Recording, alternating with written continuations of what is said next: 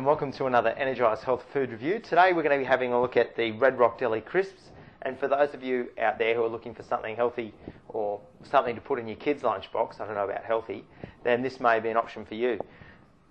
So let's first have a look at the front of the packet and see what they have to say about how healthy they are.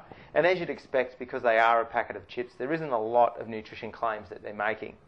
They're telling us that it's natural flavours and colours and that there's no added MSG.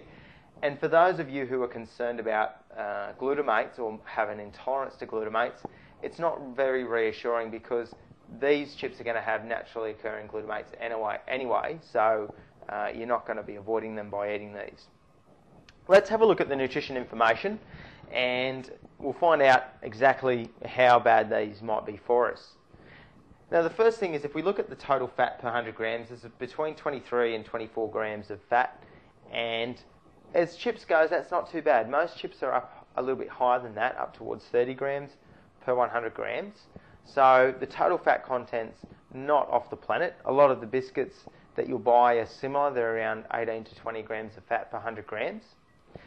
The good thing about these, however, is that they don't have a high level of saturated fat. Most of your chips will have at least 30 up to 50% saturated fat, and they contain trans fats as well. And these contain only 3 grams of saturated fat, so that's less than 5%. The other thing is that the trans fats content is very low as well. Most of these have less than 1 gram of trans fat per 100 grams, and the National Health Foundation tells us that that's a good aim for trans fat.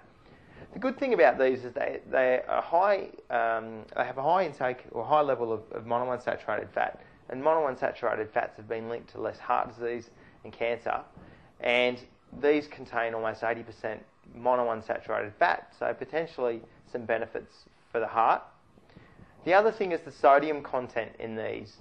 They have somewhere between 400 and 500 milligrams for most of the variety of chips. One flavour that was quite high, almost 700 milligrams, was the sea salt and balsamic vinegar, which you'd expect them to be higher in sodium.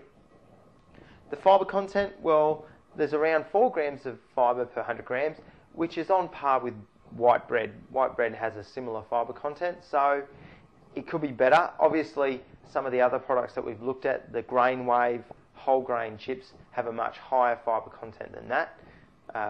And so, yeah, they could be a bit higher in fibre.